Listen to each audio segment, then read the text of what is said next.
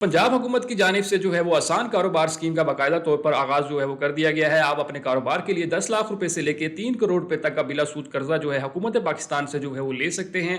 तो आज की इस वीडियो में आपको बताने वाला हूँ कि आप इसका जो ऑनलाइन पोर्टल जो इन्होंने इसका इजरा किया है उसके ऊपर आप किस तरह से अप्लाई कर सकते हैं। तो आज की ये वीडियो डिटेल से होने वाली है क्योंकि इसमें आपको मैं पूरी डिटेल बताने वाला हूँ कि आप किस तरह से घर बैठे ये फॉर्म जो है वो फिल कर सकते हैं, मतलब ऑनलाइन इसके लिए अप्लाई कर सकते हैं।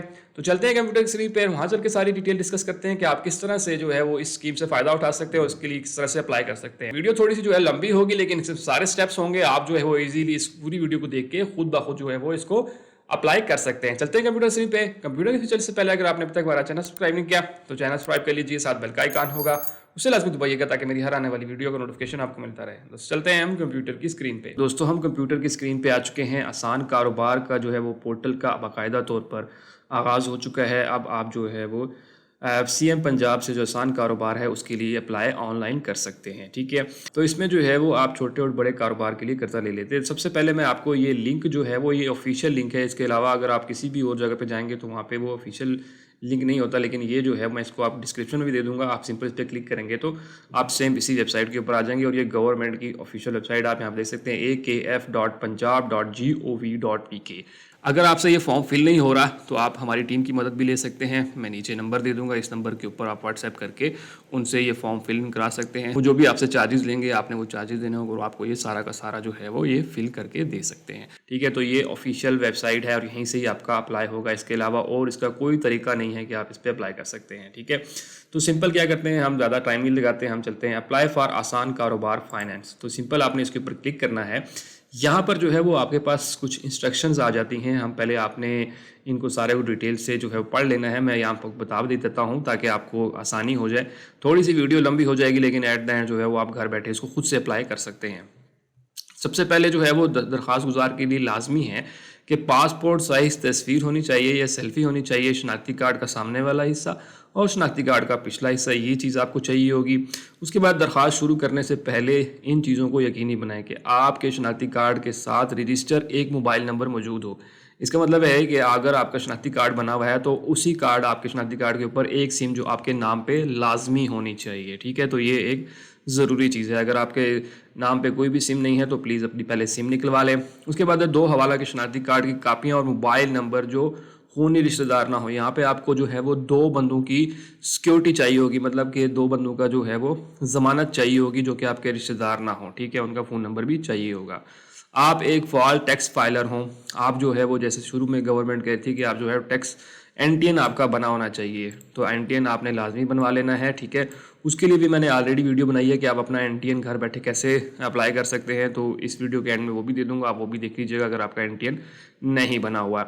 उसके बाद जो है नए कारोबार, माहाना कारोबारी आमदनी, कारोबारी अखराजात और दीगर आमदनी का तखमीना दस्तियाब होना चाहिए।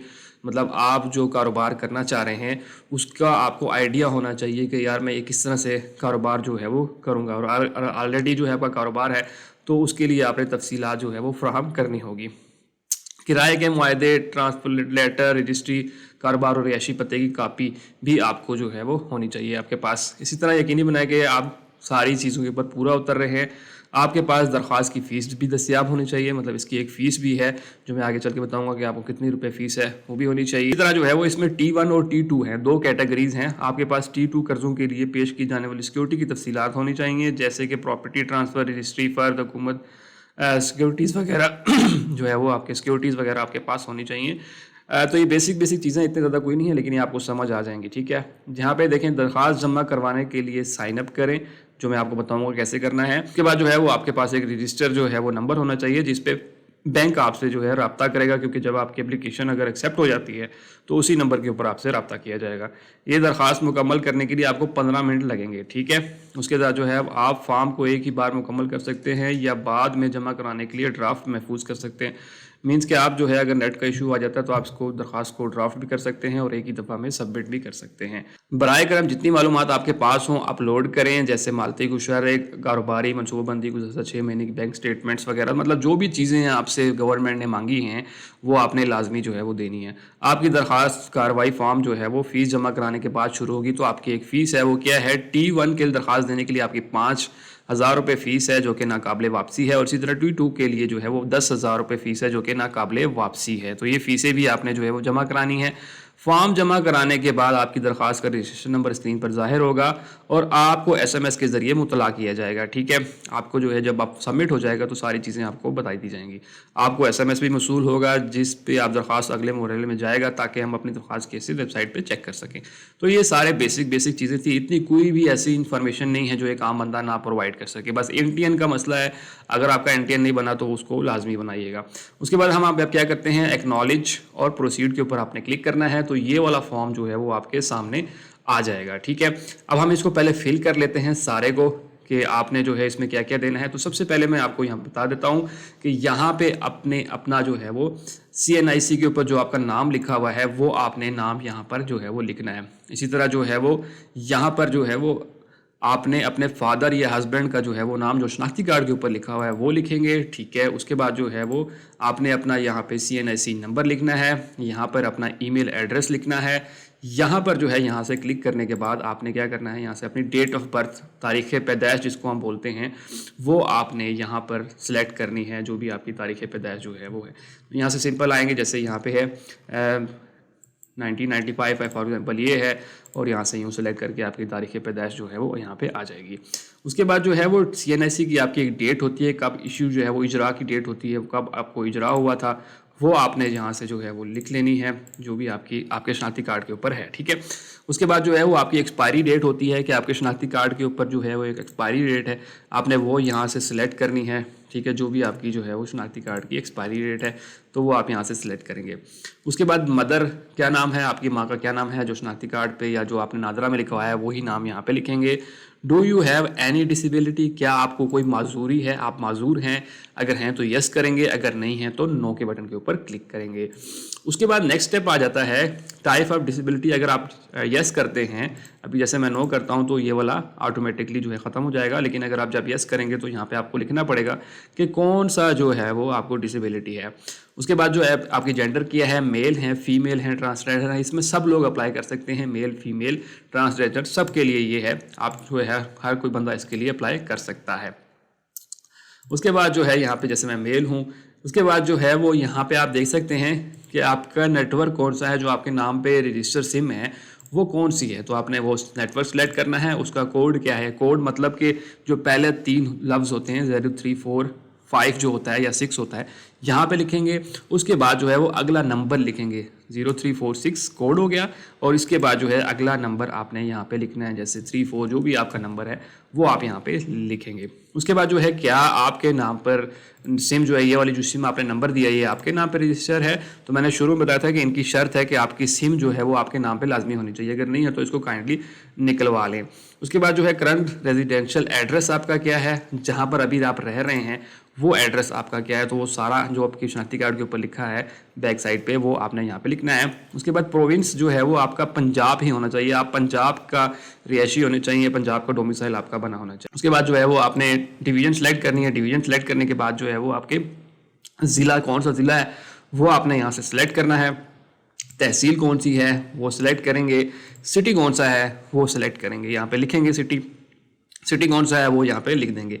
इसी तरह अगर ऊपर वाला आपका जो है पता सेम है परमानेंट एड्रेस के, तो आप इसके ऊपर टिक करेंगे तो ऊपर वाला ही उठा लेगा। ठीक है, लेकिन अगर आपका जो है वो जो एड्रेस है परमानेंट एड्रेस वो चेंज है, तो देन आप क्या करेंगे, यहाँ पे दूसरा एड्रेस जो परमानेंट है वो लिखेंगे। उसके बाद NTN एक नंबर होगा, अगर आपका NTN नहीं बना हुआ तो देन आप यहाँ पे कुछ भी नहीं लिख सकते, लेकिन अगर आपका NTN बना हुआ है तो देन आप जो है वो यहाँ पे NTN नंबर लिखेंगे। वो कुछ इस तरह से होता है, तो वो छोटा सा नंबर मिल जाएगा जब आप जो है वो NTN के लिए रजिस्टर होंगे। लेकिन यहाँ पे एक चीज़ मैं आपको बताता चलूँगा, अगर आपका NTN नहीं होगा तो आप इसको रजिस्टर नहीं कर सकते, क्योंकि ये स्टैटिक डला हुआ है, और जब तक ये वाली फील्ड फिल नहीं होगी तब तक आप इस एप्लीकेशन के लिए अप्लाई नहीं कर सकते हैं। ठीक है दोस्तों, तो ये आपने लाजमी बनवाना है, ये ऑनलाइन बन जाता है, कोई इतना मसला नहीं है। उसके बाद जो है वो रिहाइश की मलकियत हैसियत क्या है कि आप जिस घर में रह रहे हैं वो आपका अपना है या नहीं है, तो वो यहाँ पे सिलेक्ट करेंगे। अगर आपका अपने नाम पे है तो आप अपने नाम पे, फैमिली के नाम पे है तो वो लिखेंगे, पर्सनल नेम पे है तो वो हैं, रेंट पे रहते हैं तो रेंट लिखेंगे। इसी तरह जो है क्या आप सियासी तौर पर बाअसर शख्सियत हैं, तो आप नहीं है तो नो पे क्लिक करेंगे। उसके बाद यहाँ पे आपने अपना पासवर्ड सेट करना है और यहाँ पे कंफर्म पासवर्ड करने के बाद आपने रजिस्टर के बटन के ऊपर क्लिक करना है। तो ये मैं सारी चीज़ें एक दफ़ा फिल कर लेता हूँ और फिर हम नेक्स्ट स्टेप पे चलते हैं। दोस्तों ये सारी चीज़ें हमने फिल कर ली हैं, आपने डिटेल से सब चीज़ें जैसे मैंने बताया आपने ये सारी चीज़ें देनी है। उसके बाद आपने रजिस्टर के बटन के ऊपर क्लिक कर देना। जैसे ही आप जो है वो रजिस्टर के ऊपर क्लिक करेंगे तो आप यूज़र रजिस्टर सक्सेसफुली का आपके पास जो है वो ये मैसेज आ जाएगा। उसके बाद आपने सिंपल ओके के बटन के ऊपर क्लिक करना है। जैसे ही ओके के बटन पर क्लिक करेंगे तो यहाँ पे आपने दोबारा से अब पोर्टल को लॉगिन करना है। लॉगिन किस तरह करना है, यहाँ पे अपना CNIC जो आपने दिया है वो लिखेंगे और यहाँ पे जो पासवर्ड दिया है आपने वो यहाँ पर लिखना है। तो मैं वो दोनों चीज़ें यहाँ पे लिख लेता हूँ।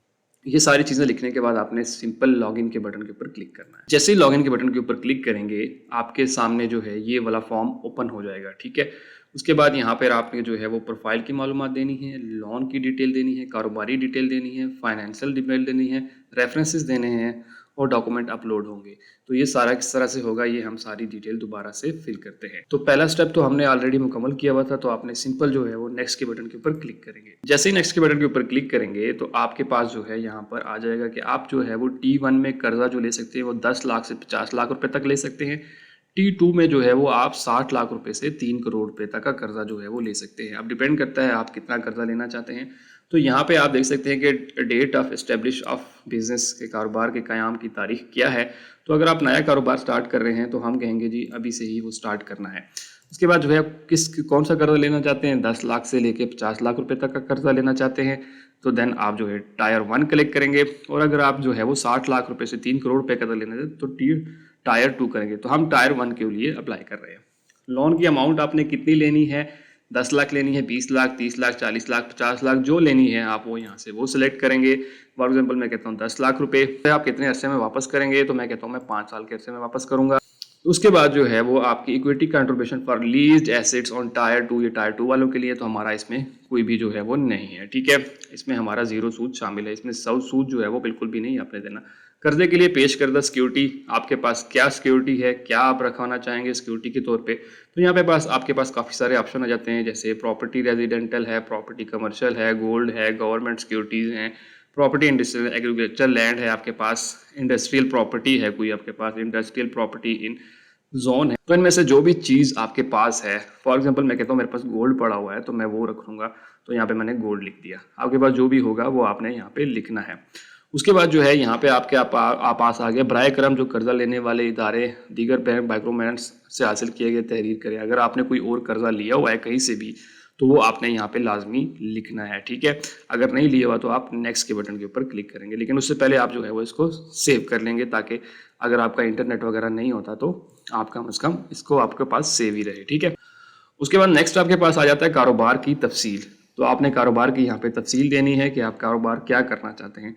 नेम ऑफ बिजनेस, जो भी कारोबार का जो है वो नाम रखना चाहते हैं यहाँ पे वो लिखेंगे। उसके बाद आपने यहाँ पे लिखना है कॉन्टैक्ट पर्सन, मतलब जिस पर्सन से ये कारोबार रिलेटेड है उसका फ़ोन नंबर यहाँ पे देंगे, या आपके नाम पे खुद है तो आप जो है वो यहाँ पे अपना नंबर देंगे। उसके बाद आपने बिजनेस का फ़ोन नंबर देना है, उसके बाद ईमेल एड्रेस देंगे, उसके बाद बिजनेस का एड्रेस देंगे, उसके बाद डिवीज़न, वही चीज़ें सारी आ जाएंगी। नंबर ऑफ़ एम्प्लॉयज़ आपके पास कितने हैं, एनुअल सेल आपकी कितनी होगी। उसके बाद जो है मलकियत कारोबारी अहाता, मतलब आप जो है own in business name, on by family member, on by personal, rented, जो भी आपका है वो यहाँ पे वो सिलेक्ट करेंगे। उसके बाद नेशनल टैक्सेशन नंबर आपने देना है यहाँ पे। उसके बाद जो है रजिस्ट्रेशन कारोबार की जो रजिस्ट्रेशन अगर अभी हुई भी है तो वो देंगे, अगर नहीं हुई तो नो पे सिलेक्ट करेंगे, अगर हुई भी है तो यस करेंगे, अगर नहीं है तो नो करेंगे। उसके बाद जो है रजिस्ट्रेशन अथॉरिटी, अगर कारोबार रजिस्टर है, अगर नो करेंगे तो ये ऑटोमेटिकली जो है वो ख़त्म हो जाएगा। जैसे मैं साहब नो करता हूँ तो यहाँ पे ये नो हो जाएगा। उसके बाद जो है ब्रीफ डिस्क्रिप्शन कि आपका क्या कारोबार है, वो सारा कुछ आपने यहाँ पे डिटेल से बताना है कि आपके किस किस्म का कारोबार है, वो सारी चीज़ें यहाँ पे डालेंगे। तो मैं इसको फिल कर लेता हूँ। उसके बाद जो है वो आपने सिंपल ये सारी डिटेल जो है वो दे ली हैं। उसके बाद आप सेव के बटन के ऊपर क्लिक करेंगे तो आपका डाटा दोबारा से सेव हो जाएगा। उसके बाद आपके पास नेक्स्ट स्टेप भी आ जाएगा जो कि मालियाती तफसील। अब यहाँ पे आपके पास जो है वो पर्पज़ ऑफ के क्या मकसद है आपका सहूलत का, सेटिंग अप न्यू बिजनेस, तो ज़ाहिर बात है हम नए कारोबार शुरू करने वाले हैं तो मैं इसके ऊपर क्लिक करूँगा। बिजनेस की नेचर क्या है, इंडस्ट्रियल है, सर्विस है, ट्रेडिंग है, तो मेरी सर्विसेज है तो मैं सर्विस पे क्लिक करूँगा। बिजनेस का स्टेटस क्या है, प्रोप्राइटरशिप है, पार्टनरशिप है या कंपनी रजिस्टर है, तो मैं कहता हूँ प्रोप्राइटरशिप है। उसके बाद जो है शराकत, यहाँ पे आपकी जो है वो ऑलरेडी ख़त्म हो जाएगी। एक्सपीरियंस आपको कितना है, एक्सपीरियंस इन रिलेटेड फील्ड है, experience in non related field है और नो एक्सपीरियंस है। तो हमें एक्सपीरियंस है तो मैं एक्सपीरियंस यहाँ पे लिखूंगा। मौजूदा मुलाजमत की हैसियत, आप जो है वो क्या कोई जॉब वगैरह कर रहे हैं, अगर कर रहे हैं तो यहाँ पे एम्प्लॉयमेंट इन रिलेटेड फील्ड कर रहे हैं, employment in unrelated field, part time employed हैं या नॉट एम्प्लॉयड हैं। तो आपका जो भी है, फॉर एग्जांपल मैं कहता हूँ रिलेटेड फील्ड है तो मैं इस पर क्लिक करूँगा। Do you have a vehicle in your name, क्या आपके नाम पे कोई गाड़ी रजिस्टर है, मोटरसाइकिल रजिस्टर है, अगर है तो यस करके क्लिक करेंगे, अगर नहीं है तो नो पे क्लिक करेंगे। उसके बाद जो है बिजनेस इंफॉर्मेशन, सेक्टर कौन सा है, तो यहाँ पे मतलब किस तरह का बिजनेस आप दे रहे हैं। तो जैसे मैं आईटी में हूँ तो मैं आईटी में दूंगा। इसी तरह आप यहाँ पे देख सकते हैं कि टेक्सटाइल है, सर्जिकल है, फैन पार्ट्स हैं, ऑटो पार्ट्स है, मतलब दुनिया जान के कारोबार यहाँ पे उन्होंने लगाए बताए हुए हैं कि आपका कौन सा है। उसके बाद जो है मंथली यूनिट सोल, आप कितना जो है वो मंथली आपके यूनिट्स जो हैं वो सोल हो जाते हैं या मतलब कितना कमाते हैं, सिंपल यही है। फॉर एग्जांपल मैं कहता हूँ कि जो है मंथली मेरी जो इनकम आ जाती है वो 2 लाख रुपए है, ठीक है। तो मैं यहाँ पे 2 लाख लिख देता हूँ। पर आवर के आपसे कितना कमा लेते हैं, तो मैं यहाँ पे लिखता हूँ कि 25 या 100 रुपीज़ जो है वो मैं पर आवर के हिसाब से कमा लेता हूँ। नंबर ऑफ़ एम्प्लॉयज़ आपके कितने हैं, मैं कहता हूँ एक ही है। उसके बाद एवरेज तनख्वाह मंथ की कितनी है, तो मैं कहता हूँ जी 50,000 रुपये है, ठीक है। उसके बाद जो है मंथली रेंट आपका अगर किराया वगैरह है तो वो कितना है, तो मैं यहाँ पे लिखता हूँ 30,000। उसके बाद मंथली यूटिलिटीज़ आपके कितने आ जाते हैं, तो वो भी 30,000 के, फॉर एग्जांपल मतलब बिजली का बिल हो गया, ये वो सारी चीज़ें आ गया। उसके बाद इसके अलावा और कोई खर्चे जैसे आने जाने का खर्चा हो जाता है, इस तरह की चीज़ें आपके होती हैं, तो वो आप यहाँ पे लिखेंगे। तो मैं कहता हूँ कि उसके ऊपर 10,000 रुपये, खाना पीना, ये वो सारा कुछ।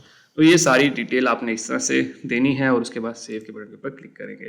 तो जैसे ही करेंगे तो डाटा आपका जो है वो सेव हो चुका है। उसके बाद जो है वो आपका नेक्स्ट स्टेप आ गया हवाला जात। अब हवाला जात में आपने क्या करना है, पहला हवाला, दूसरा हवाला। जैसे मैंने आपको शुरू बताया था कि 2 बंदों के रेफरेंस जो है वो आपको चाहिए होंगे। तो वहाँ पे आपने क्या करना है, यहाँ पर आपने नेम लिखना है उस बंदे का, रेफरेंस का मोबाइल नंबर लिखना है, शनाख्ती कार्ड नंबर डैश के बगैर लिखना है, उसकी जो है जो इशुएंस डेट है वो आपने लिखनी है, रिलेशनशिप क्या है वो लिखना है। उसके बाद जो है रेफरेंस टू में भी इसी तरह नाम देना है, उसका फोन नंबर देना है, CNIC देना है, उसकी जो डेट ऑफ इशुएंस है वो है, और आपका उससे क्या ताल्लुक है, वो चीज़ें यहाँ पे देनी है। तो मैं ये भी दे देता हूँ। तो दोस्तों हमने ये सारी डिटेल जो है वो दे दी है। उसके बाद आपने सिंपल सेव के बटन के ऊपर क्लिक करना है।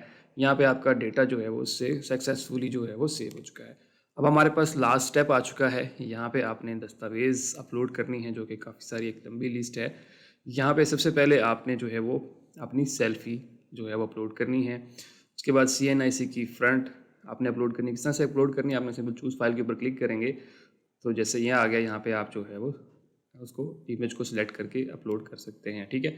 उसके बाद बैक साइड शनाख्ती कार्ड की करनी है। उसके बाद जो है कॉपी ऑफ CNIC पार्टनर्स, अगर आपके कोई पार्टनर्स हैं वो अपलोड करेंगे। उसके बाद जो है वो पार्टनरशिप डीड्स वगैरह, अगर आपके ऑलरेडी कारोबार है वो है तो वो करेंगे। इसमें से जो आपके पास है वो आपने करना है। उसके बाद जो है अकाउंट स्टेटमेंट, अगर आपके अकाउंट स्टेटमेंट है वो आप यहाँ पे अपलोड करेंगे।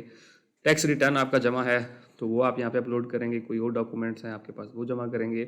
तो ये वाले आपने करें या ना करें, लेकिन आपने जो है वो पासपोर्ट साइज़ तस्वीर लाजमी करनी है, शनाख्ती कार्ड का सामना और पिछला हिस्सा लाजमी करना है। उसके अलावा ये वाली बेशक करें ना करें, लेकिन यहाँ पे जो लास्ट वाला है जिसके आगे स्टेरिक बना है ये लाजमी करने होता है। ऑडिट शुदा मालियात अगर काबिल इत्तलाक हो तो ये वाला आप अपलोड करेंगे। इसी तरह जो है कर्ज लेने वाले इदारे, डायरेक्टर, पार्टनर की आखिरी 2 टैक्स रिटर्न की कॉपियाँ जो हैं वो आपने यहाँ पे अपलोड करनी। इसी तरह जो है वो फिजिबिलिटी रिपोर्ट, ये बहुत इंपॉर्टेंट है कि आपने अपने कारोबार के लिए फिजिबिलिटी रिपोर्ट बनानी है। फिजिबिलिटी रिपोर्ट जो है वो किस तरह से बनानी है, उसके लिए आप जो है ChatGPT की हेल्प ले सकते हैं। यहाँ पे आपने ChatGPT ऊपर जाना है और यहाँ पे लिखना है create feasibility report for IT service. जैसे मैं IT सर्विस दे रहा हूँ, आप कोई भी कारोबार की यहाँ लिख सकते हैं। जैसे आपका जो है वो खेती बाड़ी करना चाह रहे हैं, यहाँ पे वो लिखेंगे which I provide all cost in Pakistani rupees. तो मैंने एक ये ली है, आप खुद से भी जो भी लिखना चाहें आप लिख सकते हैं।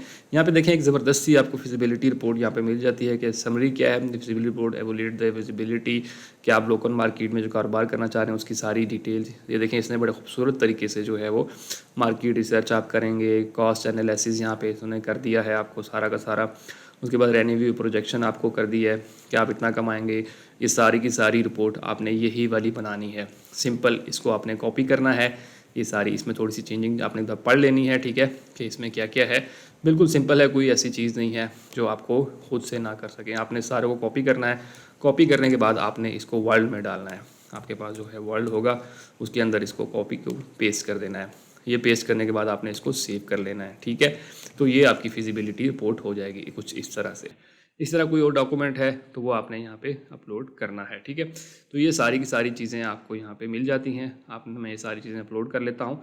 उसके बाद हम जो है वो इसको सबमिट के बटन के ऊपर क्लिक करेंगे।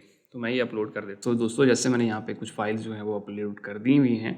अब यहाँ पे जो है मुझे ये थोड़ी सी फाइलें जो हैं वो लेनी पड़ेंगी। इस पर थोड़ा सा टाइम लग जाएगा, ठीक है। तो ये चीज़ें मैंने अपलोड करनी है, लेकिन ये सिंपल आपने अपलोड करने के बाद सिंपल क्या करना है, आपके पास इस सबमिट का बटन जो है ये पॉपअप हो जाएगा। आपने सबमिट बटन के ऊपर क्लिक करेंगे तो एप्लीकेशन आपकी सबमिट हो जाएगी, ठीक है। सारे हमने स्टेप्स कर लिए हैं। तो आपके पास मैंने ये डॉक्यूमेंट्स क्योंकि मेरे पास अभी नहीं है तो मैं ये लगाऊंगा और उसके बाद मैंने सबमिट के बटन के ऊपर क्लिक करना है तो आपकी एप्लीकेशन जो है वो सबमिट हो जाएगी। उसके बाद अगला स्टेप क्या होगा, जैसे ही सबमिट होगी तो आपको मोबाइल के ऊपर एक SMS आ जाएगा जिसके ऊपर आपका जो है वो PSID लिखा हुआ होगा, ठीक है। PSID लिखा हुआ होगा, वो नंबर आपके पास आएगा। उसके ऊपर आपने जो है वो आपको बता दिया जाएगा कि आपने 5,000 रुपये उस PSID के इजी पैसा नंबर से जो है पैसे सेंड करने हैं। क्योंकि हमने जैसे शुरू में देखा था कि आप जितना कारोबार ले रहे हो तो उसकी फ़ीस है, जो कि अगर आप जो है वो 50 लाख रुपए तक का कर्जा लेते हैं तो आपको 5,000 रुपये देने पड़ेंगे, और अगर 60 से 3 करोड़ तक का लेते हैं तो आपको 10,000 जमा कराने पड़ेंगे। तो इसलिए वो आपने लाजमी जमा कराने हैं, तभी आपके जो एप्लीकेशन है उसको देखा जाएगा, अदरवाइज़ आपकी एप्लीकेशन वैसे ही रिजेक्ट हो जाएगी। तो ये चीज़ आपने ख़ास ख्याल रखनी है कि ये सबमिट करने के बाद आपको एक SMS आएगा, जो आपने नंबर दिया हुआ होगा उसके ऊपर एक PSID दी होगी, वो आपने ईजी पैसा के ऊपर जाके वहाँ से उस PSID के ऊपर आपने जो है वो उसके ऊपर जमा करा देना है। अगर आपसे ये फॉर्म फिल नहीं हो रहा तो आप हमारी टीम की मदद भी ले सकते हैं। मैं नीचे नंबर दे दूंगा, इस नंबर के ऊपर आप व्हाट्सएप करके उनसे ये फॉर्म फिल करा सकते हैं। वो जो भी आपसे चार्जेस लेंगे आपने वो चार्जेस देने होंगे और आपको ये सारा का सारा जो है वो ये फिल करके दे सकते हैं। तो नीचे नंबर है, उस नंबर पे अगर आपको ये नहीं आ रहा तो उस नंबर पे आप व्हाट्सएप करके हमसे फॉर्म भी फिल करा सकते हैं। मेरी टीम है वो आपको ये फॉर्म फिल करके दे देगी। अगर बेहतर तो यही है कि आप खुद कर लें, अगर आपको फिर भी नहीं आ रहा तो आप इनसे कॉन्टैक्ट करके फॉर्म फिल करवा सकते हैं। तो ये वो सारी डिटेल थी कि आप किस तरह से जो है वो इस प्रोग्राम के लिए अप्लाई कर सकते हैं। होप सो आपको सारी चीज़ें क्लियर समझ आ गई होंगी। आई थिंक सो मैंने बहुत डिटेल में ये वीडियो बनाई है कि आप आसानी से घर बैठे जो है वो इसको फिल कर सकते हैं। और अगर आपका फिर भी कोई क्वेश्चन हो तो मुझे कमेंट सेक्शन में लाजमी बताइएगा। सबसे इंपॉर्टेंट ये कि दूसरे दोस्तों तक वीडियो लाजमी शेयर कीजिए ताकि बाकी लोग भी इससे फ़ायदा उठा सकें। और सबसे आखिर में, अगर आपने अब तक हमारा चैनल सब्सक्राइब नहीं किया तो चैनल सब्सक्राइब कर लीजिए, साथ बेल का आइकन होगा उसे लाजमी दबाइएगा ताकि मेरी हर आने वाली वीडियो का नोटिफिकेशन आपको मिलता रहे। दोस्तों मिलते हैं इसी तरह की अगली वीडियो में, तब तक के लिए मुझे इजाज़त दीजिए। अल्लाह हाफिज़।